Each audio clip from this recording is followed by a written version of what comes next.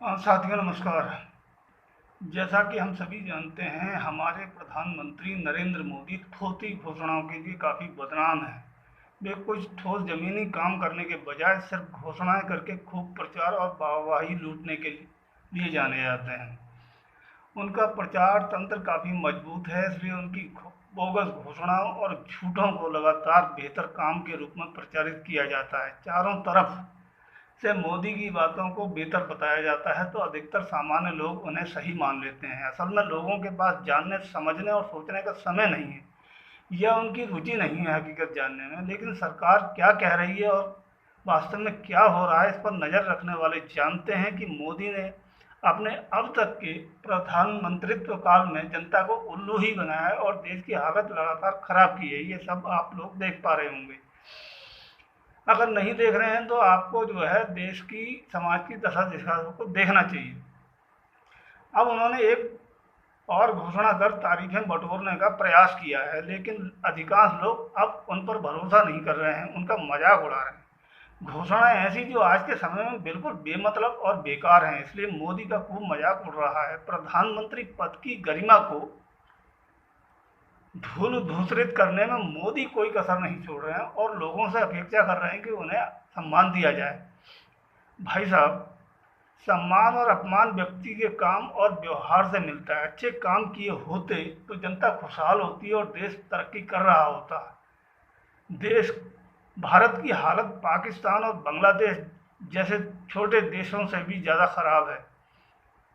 खैर, प्रधानमंत्री की घोषणा के अनुसार कोरोना के कारण अनाथ हुए बच्चों का केंद्र सरकार PM cares for children scheme के तहत राहत देगी। ऐसे बच्चों को जिनके माता पिता कोरोना बीमारी में गुजर गए 18 साल की उम्र तक हर महीने आर्थिक मदद दी जाएगी। 23 साल की उम्र पूरी होने पर उन्हें 10 लाख रुपए एक मुश्त मिलेंगे। ऐसे बच्चों की पढ़ाई का खर्च सरकार उठाएगी और अगर हायर एजुकेशन के लिए लोन लिया है तो उसमें भी राहत दी जाएगी। लोन का ब्याज सरकार पीएम केयर्स फंड से देगी। साथ ही आयुष्मान भारत योजना के तहत 5 लाख रुपए तक का स्वास्थ्य बीमा मिलेगा। इसका प्रीमियम पीएम केयर्स फंड से ही दिया जाएगा। इस कल्याणकारी कही जा रही घोषणा पर राजनीतिक रणनीतिकार प्रशांत किशोर ने प्रधानमंत्री नरेंद्र मोदी पर तंज कसा है। उन्होंने कहा कि कोरोना की वजह से अपने माता पिता को खो चुके बच्चों की मदद करने के बजाय मोदी सरकार सिर्फ वादे कर रही है। मुफ्त शिक्षा तो वैसे भी बच्चों का मौलिक अधिकार है। प्रशांत किशोर ने एक सोशल मीडिया पोस्ट के जरिए कहा कि मोदी सरकार का ये अनूठा मास्टर स्ट्रोक है।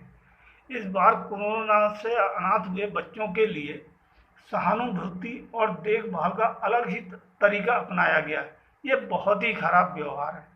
बच्चों को अभी सहायता मिलनी चाहिए थी, लेकिन उन्हें 18 साल की उम्र में स्टाइपेंड देने का वादा किया गया। क्या बच्चों को इससे पॉजिटिविटी मिलनी चाहिए? उन्होंने प्रशांत किशोर ने कहा कि पीएम केयर्स ने फ्री शिक्षा देने का वादा किया है, उसके लिए उनके आभारी हैं, लेकिन ये संविधान के तहत बच्चों को पहले ही मिलता है। फ्री शिक्षा तो बच्चों का अधिकार है। आयुष्मान भारत में भी बच्चों को शामिल किया गया, इसके लिए भी प्रधानमंत्री कार्यालय का धन्यवाद देना चाहिए। आयुष्मान योजना 50 करोड़ भारतीयों को फ्री स्वास्थ्य संबंधी सेवाएं देने के लिए है, लेकिन जरूरत पड़ने पर यह योजना लोगों को अस्पताल में बेड और ऑक्सीजन भी नहीं दिलवा सकी। मालूम हो कि चुनाव प्रबंधन करने वाले प्रशांत किशोर 2014 के लोकसभा चुनाव में नरेंद्र मोदी के चुनाव अभियान के रणनीतिकारों में से एक थे। तब उन्होंने भाजपा की अगुवाई वाले राष्ट्रीय जनतांत्रिक गठबंधन यानी एनडीए को पूर्ण बहुमत दिलाने का काम किया। इसी साल प्रशांत किशोर ने पश्चिम बंगाल में ममता बनर्जी की पार्टी अखिल भारतीय तृणमूल कांग्रेस के लिए काम किया। नरेंद्र मोदी, अमित शाह, भाजपा अध्यक्ष जेपी नड्डा और योगी आदित्यनाथ इत्यादि ने पूरी पार्टी और सरकारी मशीनरी के साथ ही मीडिया को चुनाव जीतने में झोंक दिया, लेकिन विजय ममता बनर्जी की हुई।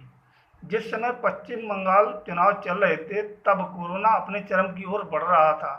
लोग बीमारी और लॉकडाउन से हलकान हो रहे थे और मोदी एंड कंपनी दवा, इलाज, अस्पतालों में सुविधाएं और जन कल्याण के काम करने के बजाय पूरी तन्मयता के साथ चुनाव जीतने में पूरा जोर लगा रहे थे। इसलिए समय पर कोरोना से निपटने का कोई इंतजाम न हो सका।